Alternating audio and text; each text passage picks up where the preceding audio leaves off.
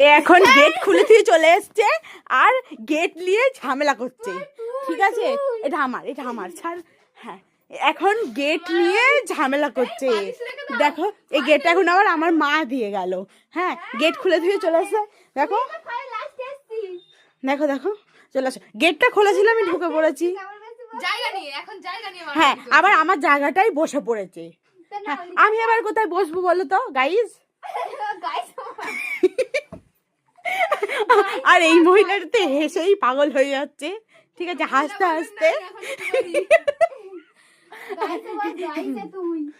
আমি গাইতে বসবো না, আমি এখানেই বসবো। আমি এই সামনেটাই বসে বললাম। ঠিক আছে, এই যে আয়না দিয়ে দেখা যাচ্ছে। হ্যাঁ, এখানে বসলাম। এই যে মহিলাটা ভীষণই কুৎসিত, কি বলবো মহিলাটাকে।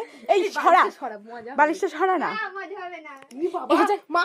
এই এটা কার জামা গায়ে দিয়েছিস গাইস? ওর জামা প্যান্ট কিছুই নেই। দেখো দাদার জামা পরে পরে ঘুরে ঘুরে বেড়াচ্ছে। দেখো গাইস, মেয়েটাকে ভালো করে দেখে নাও। ঠিক আছে, কে যে প্রেম টেম করতে চান তাও বেশ ইনবক্স করে দিন।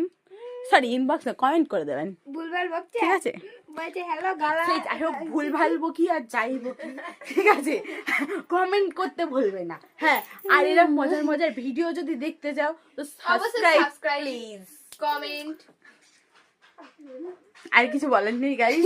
হ্যাঁ, আর আমাদের যে পিকনিক নিয়ে যে বিষয়টা হচ্ছিল, ঠিক আছে, আমাদের পিকনিক হচ্ছে মুখেই বলা হয় আর মুখেই খাওয়া হয়ে যায়। অবশ্য করে আমি দেখাবো একদিন। অর্ধেক দেখা যাচ্ছে, অর্ধেক দেখা যাচ্ছে না। এবার দেখা যাচ্ছে পুরোটা। আমাদের মানে কোনোদিন মানে